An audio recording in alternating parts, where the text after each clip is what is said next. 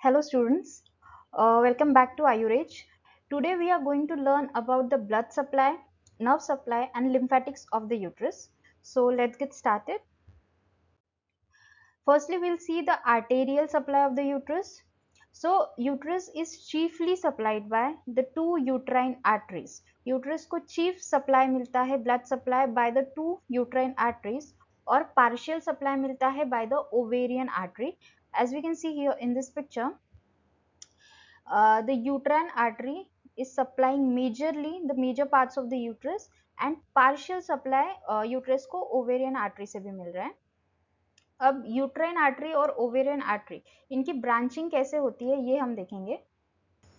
So we can see here in this picture, यहाँ पे हमें पता चलेगा कि यूट्राइन आर्टरी और ओवेरियन आर्टरी की ब्रांचिंग किस तरीके से होती है. So this is the abdominal aorta.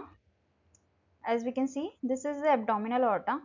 So abdominal aorta at the level of L4, that is fourth lumbar vertebrae, it gets bifurcated into two arteries. यहाँ पे at the level of L4 ये bifurcate हो जाता है two arteries में. इन दोनों artery को बोला जाता है कॉमन इलियाक आर्टरी. एक होती है राइट कॉमन इलियाक आर्टरी, एक होती है right common iliac artery and एक होती है left common iliac artery. And again both this common iliac artery gets divided into again two branches each. एक होता है external iliac artery and एक बन जाती है internal iliac artery. So this we can see, this is the external iliac artery and this is the internal iliac artery. Same here, external iliac artery and internal iliac artery. So जो internal iliac artery है वो सारे pelvic organ को supply करती है. उसकी अलग अलग ब्रांचेस सारे पेल्विक ऑर्गन को सप्लाई देती है एंड उसी की एक ब्रांच यूट्रस को भी पहुंचती है. उसे कहा जाता है uterine artery and it comes from the internal iliac artery and goes to the lateral side of the or lateral walls of the uterus. So we know that uterus पूरी तरीके से anteriorly और posteriorly broad ligament से covered होता है and only the lateral portion of the uterus is free. और उसी portion से ये जो uterine arteries है ये travel करती है upper side of the uterus पे. एंड ये किस तरीके से ट्रैवल करती है या किस तरीके से प्रेजेंट होती है. सो ये जो यूट्राइन आर्टरीज है ये स्ट्रेट प्रेजेंट नहीं होती, लाइक स्ट्रेट असेंड नहीं करती है coming from the internal iliac artery. It goes up like this, it goes up like this और इसी को बोला जाता है टॉर्टस, टॉर्टस यूट्राइन आर्टरीज. और ये जो टॉर्टस स्ट्रक्चर है इस ये यूट्रस में प्रेजेंट होने के पीछे एक इम्पॉर्टेंट रीजन है कि ड्यूरिंग प्रेगनेंसी जब यूट्रस एक्सपैंड होता है, यूट्रस का एक्सपेंशन होता है, तो एक्सपैंडेड यूट्रस को सप्लाई करने के लिए ये जो टॉर्टस आर्टरीज है ये भी एक्सपैंड हो जाती है. ये जो टॉर्टस आर्टरीज ऐसी प्रेजेंट होती है this also get expanded to supply the expanded uterus. और नॉर्मल पोजिशन में और नॉर्मल यूट्रस में ये नॉर्मली इस तरीके से टॉर्टसली ही प्रेजेंट होती है. As we can see here in this picture,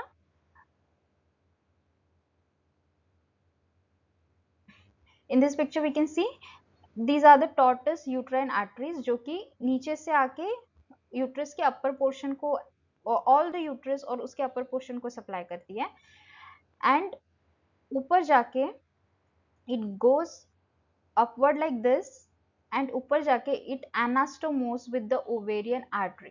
anastomosis मतलब जब दोनों दो स्ट्रक्चर्स के बीच में कनेक्शन बनता है then this is called as anastomosis. So यहाँ पे यूट्राइन आर्टरी और ओवेरियन आर्टरी ये एक दूसरे के साथ एनास्टोमोस हो जाती है. अगेन एक और चीज हम इस पिक्चर में देख सकते हैं कि ये जो कवरिंग दिख रही है हमें in between the tortuous uterine artery ये है broad ligament of the uterus which we have learned in the previous lecture.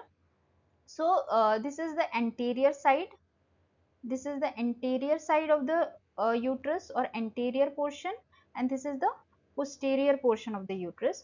So हम लोग देख सकते हैं कि anterior portion पे broad ligament ये uterus को पूरी तरीके से cover करके नहीं होता है. इसके पीछे क्या reason है? So it's because कि uterus के anteriorly यहाँ पे bladder present होता है. We know that यहाँ पे urinary ब्लैडर प्रेजेंट होता है. दैट्स वाई ब्रॉड लिगामेंट ये यूट्रस के अपर पोर्शन को कवर करके देन पोस्टेरियर पोर्शन के ऊपर जाता है and it leaves the lateral portion vacant, so that यहाँ से यूट्राइन आर्टरी ट्रैवल करेगी और असेंड करते हुए यूट्रस के अपर पोर्शन को भी कवर करेगी एंड ऊपर जाके it anastomoses with the uterine ovarian arteries. And when it comes about ovarian artery, so ovarian artery ये एब्डोमिनल अओर्टा की डायरेक्ट ब्रांच होती है, as we can see here in this picture. First let me clear all this.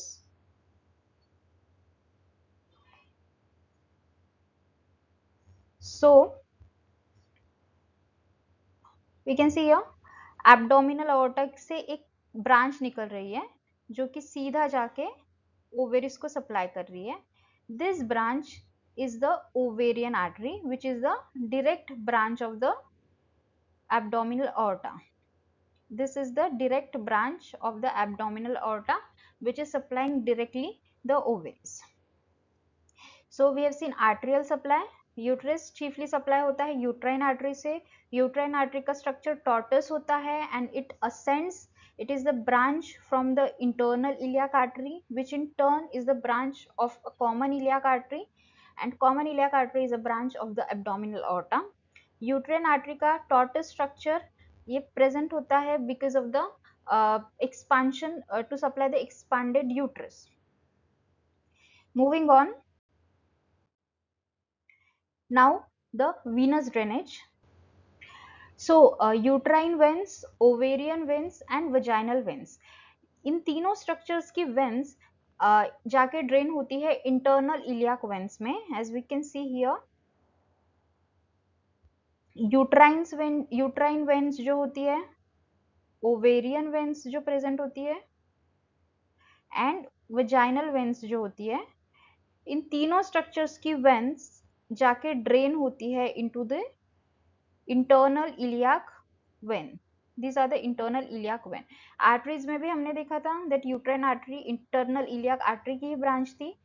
वैसे ही internal iliac vein में ही ये सारी structures की veins drain होती है and internal iliac vein in turn drains into the common iliac vein and both the common iliac veins drains finally into the inferior vena cava. This is the inferior vena cava. So venous drainage uterine veins, ovarian veins and vaginal veins का होता है internal iliac veins में. Then we'll see the nerve supply of the uterus. So uterus को sympathetic and parasympathetic दोनों nerve से supply मिलता है through the inferior hypogastric and ovarian plexus. So this is the inferior hypogastric plexus and this is the ovarian plexus, और इन दोनों plexus के through uterus को supply मिलता है, नर्व सप्लाई मिलता है. सिंपैथेटिक नर्व्स जो आते हैं वो T12 to L1 वर्टेब्री से मिलते हैं, और सिंपैथेटिक नर्व्स क्या करते हैं, it is responsible for the uterine contraction and वैसोकंस्ट्रिक्शन.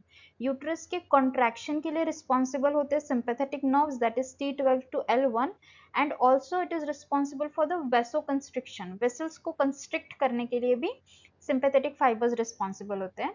Then parasympathetic nerves comes from the S2 and S4 vertebrae, and parasympathetic fibers क्या करते हैं, जो contracted uterus है उसे उस contraction को inhibit करने का काम करता है, मतलब उस uterus को relax करने का काम parasympathetic fibers का होता है, and it also responsible for vasodilation. Sympathetic fibers vasoconstrict करते हैं and parasympathetic fibers उसी constricted vessels को dilate करने का काम करते हैं. So we have seen nerve supply, sympathetic parasympathetic दोनों nerves दोनों fibers uterus को मिलते हैं. sympathetic fibers मिलते हैं from T12 to L1 and parasympathetic fibers मिलते हैं from S2 to S4 vertebrae. And lastly we'll see the lymphatic drainage of the uterus. So uterus का lymphatic drainage जो है वो 3 parts में divided है. सबसे पहले upper lymphatics, then middle lymphatics and उसके बाद आता है लोअर लिम्फेटिक्स. सो जो अपर लिम्फेटिक्स है These upper lymphatics, it drains the lymph from the fundus and upper part of the body. So we can see here fundus और body के upper part से जो लिम्फ है ये drain होता है into the aortic nodes and superficial inguinal nodes. It drains into the aortic nodes and superficial inguinal nodes.